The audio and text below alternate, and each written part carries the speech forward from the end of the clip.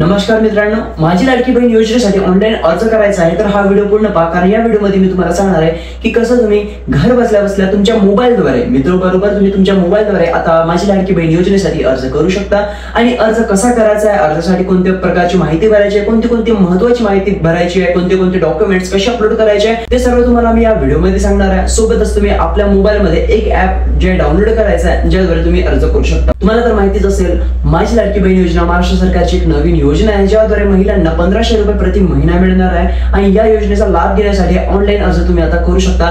त्यासाठी शासनाने जे आहे एक नवीन ऍप लॉन्च केले आहे, त्या ऍपचं नाव आहे मित्रांनो नारी शक्ती दूत ऍप, ज्यामधून तुम्ही या योजनेसाठी अर्ज करू शकता। तर जास्त वेळ न करता चला वळूया व्हिडिओकडे। तर मित्र, तुम्हाला इथे एक मोबाईलची स्क्रीन दिसत असेल, जे स्टेप्स मी करेल ते तुम्हाला ते फॉलो करायचे आहे। तर बघा मित्रो, सगळ्यात आधी तुम्हाला जे आहे ना तुमच्या मोबाईल मधलं प्ले स्टोअर ऍप ओपन करायचं आहे। प्ले स्टोअर ऍप ओपन केल्यानंतर तुम्हाला तिथे जे आहे सर्च करायचं आहे एक ऍपचं नाव, जे मी तुम्हाला आता सांगतोय। बघा, प्ले स्टोअर ओपन करायचं, सर्च वाला ऑप्शनवर क्लिक करायचं आणि इथे तुम्हाला नारी शक्ती ऍप काही या प्रकारे लिहायचं आहे। पहिल्या नंबरवरच तुम्हाला हे ऍप येऊन जाईल।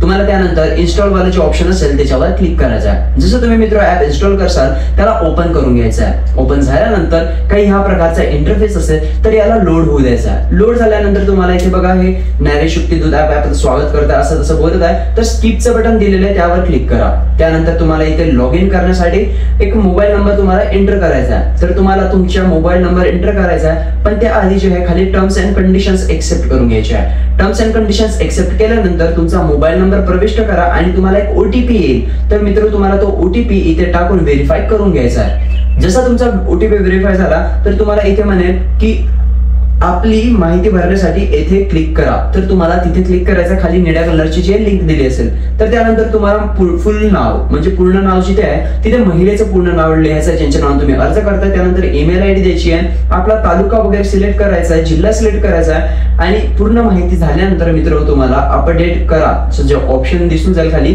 त्यावर करायचं आहे। पण मित्र, इथे जे आहे तुम्हाला जे आहे ना सगळे ऑप्शन्स भरणं खूप जास्त महत्त्वाचं आहे। जसे की जी महिला आहे ती काय करते, बचत गट चालवते, अंगणवाडीमध्ये आहे, ग्रामसेविका आहे, वॉर्ड सेविका आहे। जर काहीच करत नसेल, फक्त जे घरच राहत असेल तर गृहिणी हे सिलेक्ट करायचं आहे आणि त्यानंतर मित्र तुम्हाला अपडेट करा या वाल्या ऑप्शनवर क्लिक करायचं आहे। जसं मित्र तुम्ही अपडेट करा ऑप्शनवर क्लिक करसान हे लोड होऊन जाईल आणि तुमची प्रोफाईल जी आहे पूर्णपणे होऊन जाईल।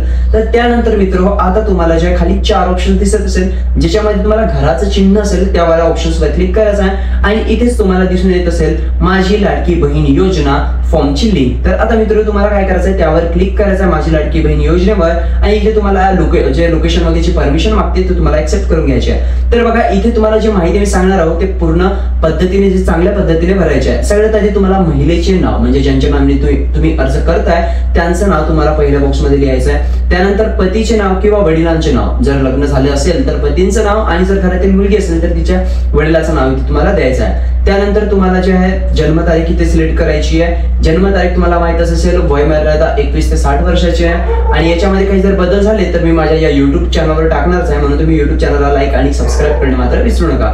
त्यानंतर मित्र तुम्हाला तुमचा जिल्हा सिलेक्ट करायचा आहे। जिल्हे तुम्हाला इथे सगळे जिल्हे दिसून जाईल, त्यामध्ये तुमचा जो जिल्हा आहे तो तुम्हाला सिलेक्ट करायचा आहे। त्याच्यानंतर तुम्हाला तालुका सिलेक्ट करायला म्हणजे तालुका सिलेक्ट करायचा आहे। तालुकावाल्या ऑप्शनवर क्लिक करायचा आणि जो जिल्हा तुम्ही सिलेक्ट केला असेल त्यातील जितके तालुके आहेत ते तुम्हाला इथे दिसून जाईल ते तुम्हाला सिलेक्ट करायचा। त्यानंतर गाव आणि शहर, म्हणजे जर तुम्ही गावात राहत असेल तर गाव आणि शहर पैकी तुम्हाला तुमच्या गावाचं नाव लिहायचं आहे। जर तुम्ही पुण्यातल्या एखाद्या गावात राहत असेल तर त्या गावाचं नाव लिहायचं आहे किंवा जर तुम्ही शहरात राहत असेल तर त्या शहराचं नाव लिहायचं आहे। नाव लिहिल्यानंतर मित्र तुम्हाला पत्ता लिहायचा आहे। पत्ता लिहिल्यानंतर तुम्हाला मोबाईल नंबर सुद्धा लिहायचा आहे। मोबाईल नंबर महिलेचा असला तरी चालते, नाहीतर ज्या मोबाईल नंबरने तुम्ही याच्यात लॉग इन केलेला आहे तो मोबाईल नंबर दिला तरी चालते।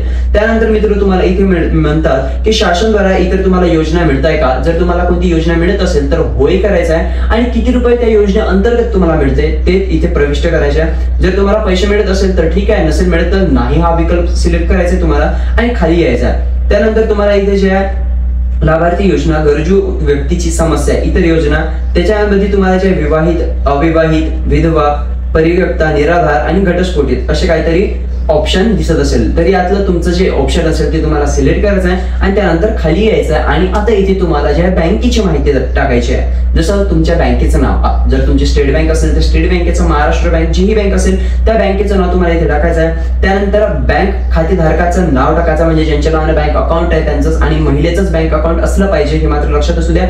त्यानंतर बँकचा अकाउंट नंबर आणि IFSC कोड टाकायचा आहे. ही बँकेची माहिती दिल्यानंतर मित्र तुम्हाला जे आहे खाली जे आहे आपला आधार बँक खात्याला जोडले आहे का ते सिलेक्ट करायचं आहे. जर तुमच्या बँकेला आधार कार्ड लिंक असेल तर होय ज्या ऑप्शनवर सिलेक्ट करायचा.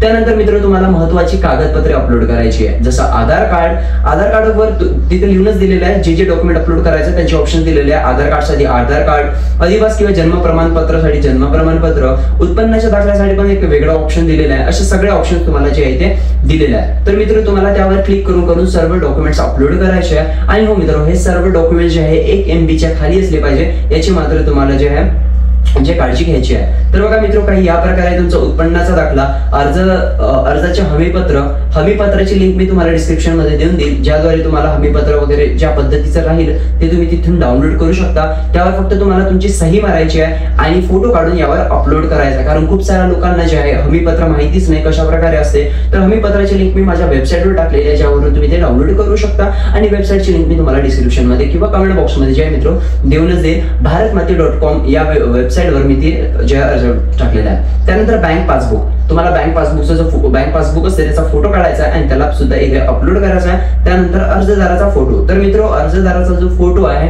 तर मित्र तो तुम्हाला लाईव्ह काढावा लागेल. तुम्ही जो फोटो जो पहिला काढलेला आहे तोच अपलोड करू शकत नाही, ठीक आहे. तर तुम्हाला लाईव्ह फोटो काढावा लागेल आणि जेही डॉक्युमेंट्स तुम्ही अपलोड करसाल त्यानंतर ज्या पद्धतीने मी तुम्हाला डॉक्युमेंट सांगितले त्या पद्धतीने तुम्हाला अपलोड करायचे. आता तुम्ही बघू शकता मी कशा पद्धतीने अपलोड करताय. फक्त त्या ऑप्शनवर तुम्हाला क्लिक करायचं, जसं आधार कार्ड अपलोड करायचं आहे आधार कार्डवर क्लिक करायचं आहे, तुमची गॅलरी ओपन होऊन जाईल आणि आधार कार्ड तुम्हाला सिलेक्ट करायचं आहे. त्यानंतर जन्म प्रमाणपत्र, त्यानंतर तुम्हाला अपलोड करायचं आहे रहिवासी दाखला वगैरे आणि असे करत तुम्हाला सर्व दाखले जे तुमचे जे कागदपत्र या योजनेसाठी महत्वाचे आहे ते तुम्हाला अपलोड करायचे आहे. आता बघा, हमीपत्रासाठी खूप सारे लोक कमेंट करतील तर त्यांना मी सांगून देतो, माझ्या वेबसाईटवर जे हमीपत्र मी ऑलरेडी अपलोड केलेलं आहे तिथून तुम्ही डाउनलोड करू शकता, ठीक आहे. तर बघा आता मित्र, हे सर्व या प्रकारे जे तुम्हाला हे अपलोड करून द्यायचे डॉक्युमेंट्स आणि त्यानंतर जे अर्जदाराचा फोटो अपलोड करायचा आहे, त्याच्यानंतर टर्म्स अँड कंडिशन्स जे आहे त्याला तुम्हाला एक्सेप्ट करायचं आहे हमीपत्राला आणि त्यानंतर माहिती जतन करा या ऑप्शनवर तुम्हाला क्लिक करायचं आहे. जसं मित्र तुम्ही त्या ऑप्शनवर क्लिक करताना तुमच्या समोर काही या प्रकारचा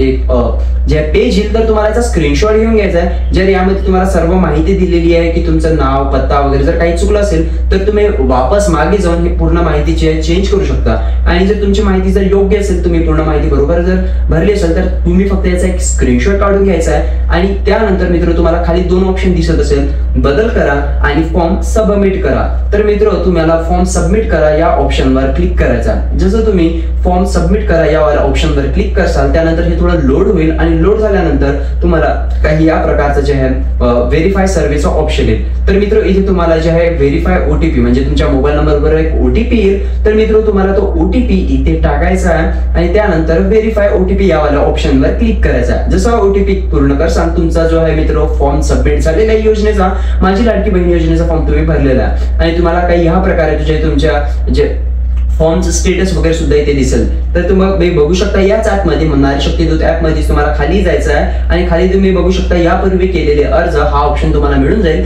तुम्ही त्यावर क्लिक करून तुमचे जे अप्लाय केलेलं आहे फॉर्म, तर मित्र या प्रकारे तुम्ही माझी लाडकी बहीण योजनेसाठी अर्ज करू शकता. मोबाईलद्वारे हा अर्ज करणं खूप जास्त सोप्या पद्धतीने केला पाहिजे म्हणून महाराष्ट्र सरकारने नारी शक्ती दूत ऍपची जे लॉन्च केलेला आहे. तुम्हाला हे व्हिडिओ कसा वाटला, जर सोप्या पद्धतीने जर तुमचा फॉर्म अपलोड झाला असेल तर नक्कीच मित्र माझ्या YouTube चॅनलला लाईक आणि कमेंट करणे मात्र विसरू नका. सोबतच आणखी महाराष्ट्राच्या ज्या योजना सरकारी जे जॉब्स वगैरेचे अपडेट्स असते ते मी या चॅनलवर टाकणार आहे, म्हणून मित्र या व्हिडिओला लाईक आणि चॅनलला सबस्क्राईब करणे मात्र विसरू नका. आपण भेटूया पुन्हा एका नवीन व्हिडिओमध्ये, तोपर्यंत मला द्या रजा. जय महाराष्ट्र.